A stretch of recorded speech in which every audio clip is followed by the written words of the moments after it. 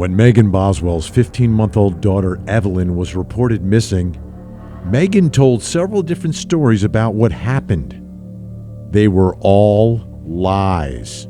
These lies seemed obvious to everyone, including law enforcement. Did Megan think anyone would believe her? Did she think she could get away with it?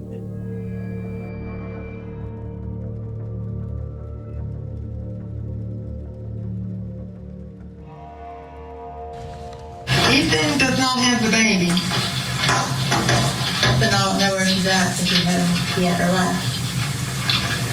He has not seen that baby since he was down here for Christmas. He has seen her. I promise you, yeah.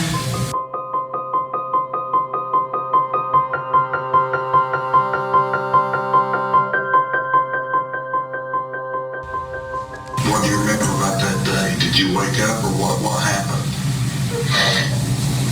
I don't know, Ron. I don't think I did. I think he did it. It was an accident.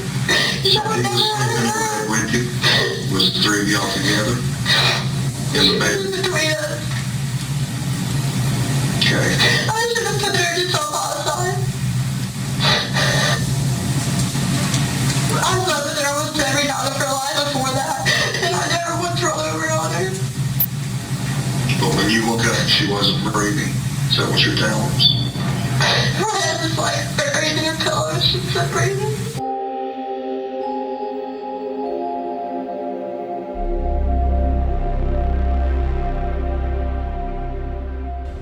You had access to a phone at some point this morning. Out of everything in the world you could have been doing, why did you only call your mom? We need to know that. I think she had nothing. You think she has Evelyn? You think she has Evelyn, or you know? I don't know she does because she wouldn't tell me. Well, okay. What makes you think she has Evelyn? Just because the way she's been acting and stuff like that. So you think she's okay? You think Evelyn's okay? I hope she is. That's not okay. I don't think Mom would do anything to hurt her. I think she's okay, yes, but I just don't know where she's at. What are you seeing from her as in 3 different sit-downs with investigators? She's telling 3 different stories, pointing the finger at 3 different people. Well, she's using a lot of qualifiers. One of them is a probability qualifier, which she's like looking at other possibilities of what could have occurred or what could have happened. So she uses a lot of qualifiers.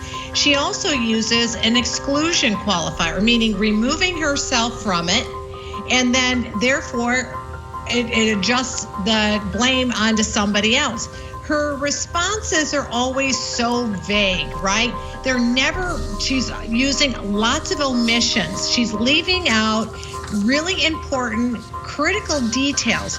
She's very ambiguous. So she doesn't really give you any sort of clear answers, allowing you to kind of mull through all of the baloney and try to come to some sort of conclusion. But it's impossible because her responses they're zigzagging. They're zigzagging all the way around, and there is no real direction that will help us to understand what is really happening. So it's all intentional. It's because it's deception. When you lie, there's cognitive load builds, and so therefore, since you can't keep the story straight, you come up with all these other excuses. So this is typical. It's really quite easy for me, and I'm sure for this doctor as well.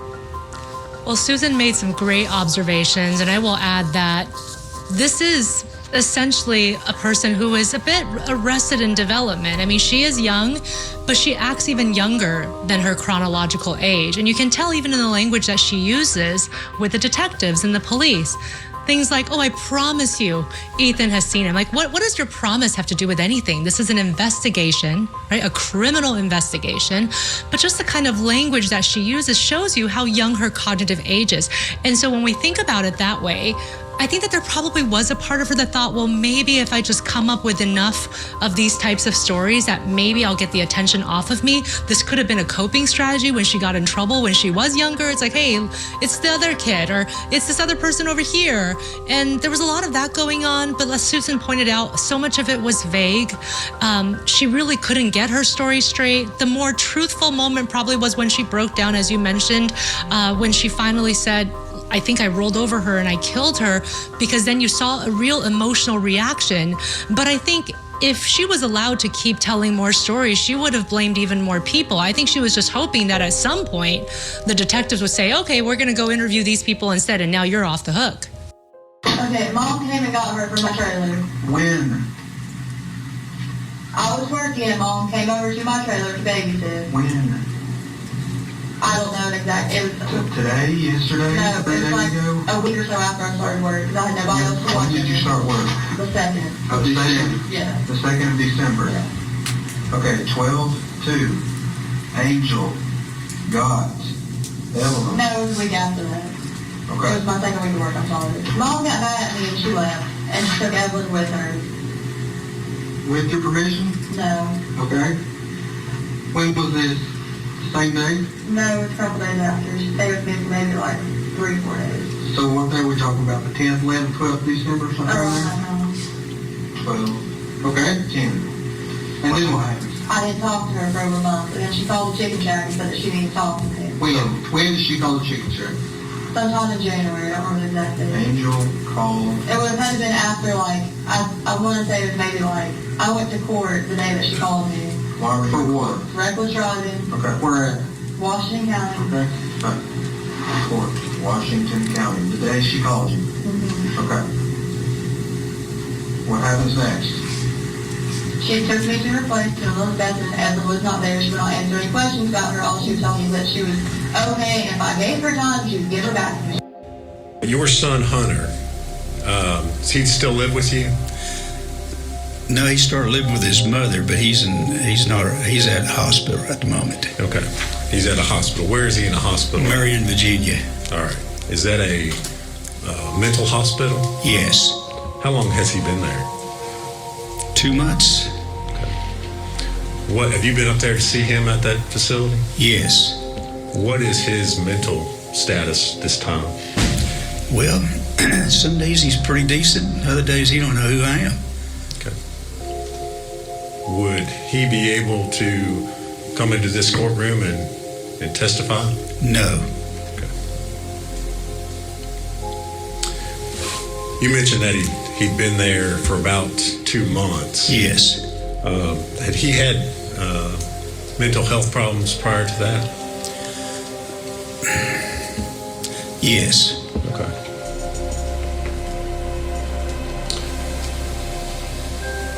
When did he, if you know, when did he start having mental health problems?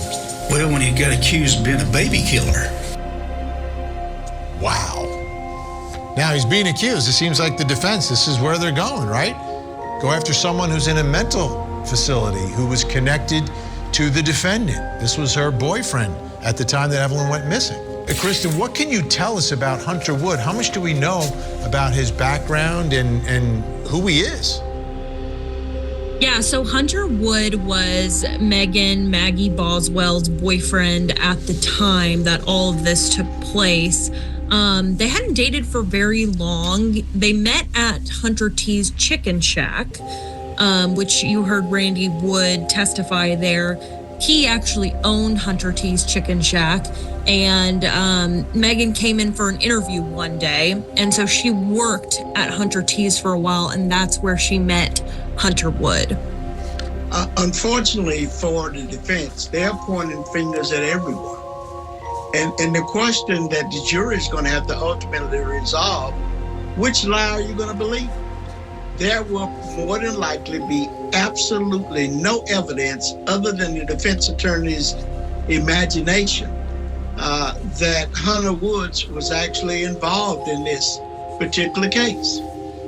This is an application for applying for a residence at Overlook Apartments. Okay, and can you tell us why you looked at Overlook Apartments? We were given information that the defendant had applied to live there with her boyfriend. Okay, her boyfriend. Hunter Wood. When were they looking to try to get an apartment at Overlook Apartment? January the 4th, 2020. Did you learn how many occupants that the defendant and Hunter Wood put on their application? Yes, 3. Okay. Did you talk to the defendant about who the third occupant was going to be? Yes, I did. Did the defendant say the third occupant was going to be Evelyn Boswell? No. Okay, go ahead, sorry. The defendant told us that at that time she was pregnant and the third occupant was for the unborn baby. Okay. So then did you go one step further and ask her why Evelyn was not listed on that application? Yes, I did. Okay, what did she say?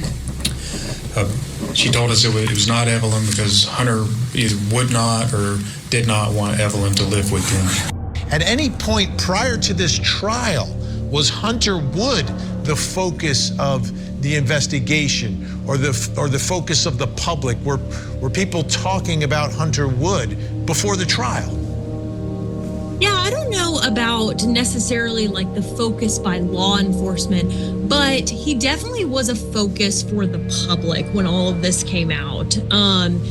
When we started interviewing people related to this case, we, of course, tried to track down Angela Boswell, Megan's mother, William McLeod, the boyfriend at the time, Tommy Boswell, Megan's father. But we also were trying to track down Hunter as well. I did actually speak to him for a little bit off camera for a little bit, but I definitely think the public wanted to know more information about who he was. The jurors came back this morning right after 8. It was 8:05 exactly to continue their deliberation. So they began deliberating yesterday, came back this morning, and it didn't take very long after that. Just a little bit more time, and then they ended up coming back with their verdict. You're taking a look at Megan Boswell there as she makes her way into the courtroom today. She eventually was found guilty, especially on that top charge. She was found guilty on every single charge, so every offense that was brought forth by the state. During that reading of the verdict, she was crying, she had tissue, she was wiping away tears. Megan Boswell will not be getting out of prison anytime soon, but the jury did recommend that she get a chance to apply for parole when she's 70 years old. That's a long time, and many prisoners don't survive. Let's just hope that when that day comes, someone remembers what happened to a little angel named Evelyn. I'm Vinnie Politan. Thanks for listening.